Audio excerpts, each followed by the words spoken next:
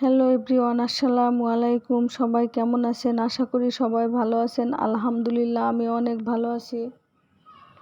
এখন আমি আপনাদের সামনে একটি নতুন পদ্ধতি নিয়ে হাজির হয়েছি। রসুন এবং আদা ব্লেন্ডার করে কিভাবে দীর্ঘদিন ফ্রিজে সংরক্ষণ করা যায় সেটাই আমি আপনাদের সামনে এখন শেয়ার করব। দেখুন, আমি আদা এবং রসুন ব্লেন্ডার করে নিয়েছি, কারণ এখন সামনে ঈদ, সবার ফ্রিজে জায়গার দরকার। আর বাটিতে যদি আদা রসুন ব্লেন্ডার করে রাখেন, ফ্রিজে জায়গাও অনেকটা ঘিরে এবং সে আদা রসুনটা আপনি প্রতিদিন বের করার কারণে খেতেও এত ভালো লাগে না।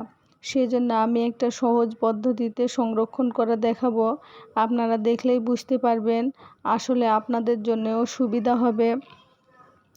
প্রতিদিন আপনাদের বড় বাটি বের করে একসাথে মশলা গলানোর ঝামেলাও থাকবে না এবং আপনাদের কষ্টও হবে না, ফ্রিজে জায়গাও কম ঘিরবে। এই রকম একটা আমি সহজ টেকনিক দেখাবো।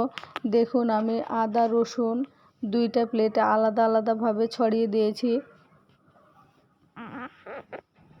আপনারা দেখলেই বুঝতে পারছেন আমি একদম সমান করে নিয়েছি 4-5টা। এখন আমি এইগুলো ফ্রিজে রেখে দিব।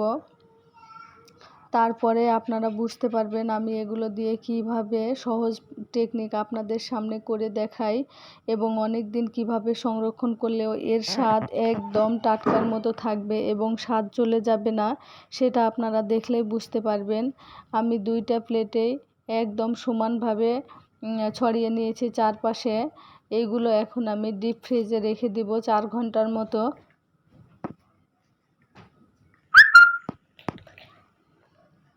দেখুন, আপনারা কিন্তু উঁচু নিচু করে রাখলে হবে না, একদম হাত দিয়ে 4-5টায় সমান করে নেবেন এবং ডিপ ফ্রিজে 4 ঘন্টার মতো রেখে দিবেন। দেখুন, আমি ফ্রিজের ভিতরে 4 ঘন্টার মতো রেখে দিব। এখন দুইটোই প্লেট আমি রেখে দিব ডিপ ফ্রিজে 4 ঘন্টার মতো এবং ফিরে আসব 4 ঘন্টা পরে। আপনারা এই টেকনিকটা একবার যদি বাসায় ইউজ করেন, তাহলে বুঝবেন যে আমি কত সহজ পদ্ধতি আপনাদের দেখাইছি এবং আপনারা অবশ্যই উপকৃত হবেন আমার এই টেকনিকটা ইউজ করলে। দেখুন, আমি ডিপ ফ্রিজে রেখে দিলাম এবং আমি এখন 4 ঘন্টা পরে ফিরে আসলাম আপনাদের মাঝে। দেখুন, 4 ঘন্টা পরে আমি বের করে নিচ্ছি। এই যে দেখুন, বের করে নিলাম। আমি দুটোই প্লেট বের করে নিলাম। দেখুন, একদম শক্ত হয়ে গেছে। আপনারা দেখলেই বুঝতে পারছেন কত শক্ত হয়ে গেছে। এখন আমি এইগুলো চাকু দিয়ে একদম পিস পিস করে কেটে নিব। আপনারা দেখতে থাকুন আমি কিভাবে চাকু দিয়ে পিস পিস করে কেটে নিই। আমি সবগুলো এভাবে চাকু দিয়ে পিস পিস করে কেটে নিব সমান সমানভাবে।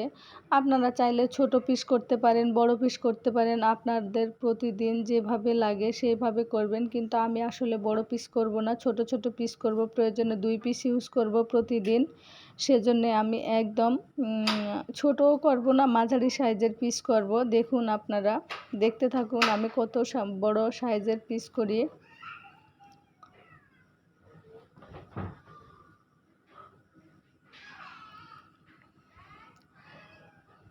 দেখুন, আমি চারদিকটাই পিস করে নিচ্ছি। এই পদ্ধতিটা এমন সহজ, আপনারা যদি রান্নার কাজে তাড়াহুড়ো করেন যে আমি মশলা বের করতে ভুলে গেছি ফ্রিজ থেকে, সেটা এখন কেমনে গলাবো, কেমনে রান্না করব এত তাড়াতাড়ি, সেক্ষেত্রেও আপনাদের সুবিধা হবে। আগের থেকে বের করার কোনো ঝামেলাই থাকবে না। দেখুন, আমি সবগুলো এইভাবে পিস করে নিয়েছি। যেটা মনে হবে যে একটু বড় পিস হয়ে গেছে, সেটা আবার ছোট করেও নিতে পারেন। আমি সব পিসগুলো উঠিয়ে নিচ্ছি। দেখুন, আমি সবগুলো পিস একসাথে উঠিয়ে নিব এবং একটা পলি ব্যাগে রেখে দিব। এখন দেখুন, আমি সবগুলোই পিস উঠিয়ে নিচ্ছি। দেখুন, আমার সবগুলো পিস উঠানো হয়ে গেছে এবং আমি সবগুলো পলি ব্যাগে রেখে দিব এই পলি ব্যাগে করে যদি আপনি রেখে দেন, ফ্রিজের জায়গাও কম ঘেরবে এবং একটার সাথে আরেকটা পিস লেগে যাবে না। সারা বছর থাকলেও একটার সাথে আরেকটা পিস লেগে যাবে না।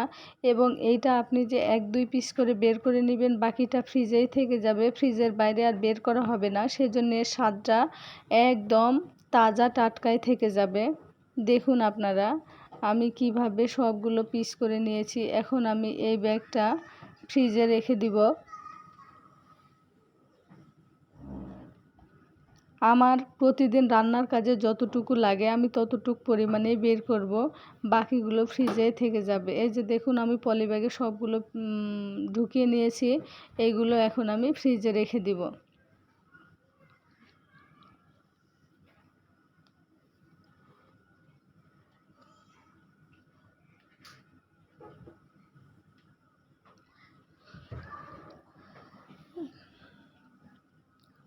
আপনারা দেখলেই বুঝতে পারছেন কাজটা কত ইজি হবে যদি আপনারা এইভাবে রাখেন। বাসায় অবশ্যই আপনারা এইভাবে ট্রাই করবেন এবং আমার পদ্ধতি যদি ভালো লাগে তাহলে আমার চ্যানেলটি সাবস্ক্রাইব করে দিবেন এবং ভিডিওটি লাইক করবেন, কমেন্ট করবেন, শেয়ার করবেন।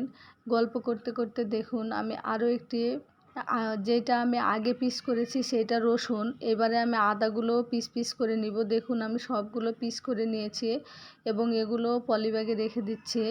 একইভাবে আমি পলি ব্যাগে রেখে ফ্রিজে রেখে দিব। বন্ধুরা আমি প্রতিদিনই নিত্য নতুন ভিডিও দিয়ে থাকি। আমার নিত্য নতুন ভিডিও সবার আগে আপনাদের দেখতে হলে আমার চ্যানেলটি অবশ্যই সাবস্ক্রাইব করতে হবে। আপনারা অবশ্যই আমার চ্যানেলটি সাবস্ক্রাইব করবেন, সেক্ষেত্রে আমি যা ভিডিও দিব সবগুলোই আপনাদের কাছে সবার প্রথমেই চলে যাবে। দেখুন আমি সবগুলো একসাথে পলি ব্যাগে করে নিলাম এবং এগুলো আমি ডিপ ফ্রিজে রেখে দিব।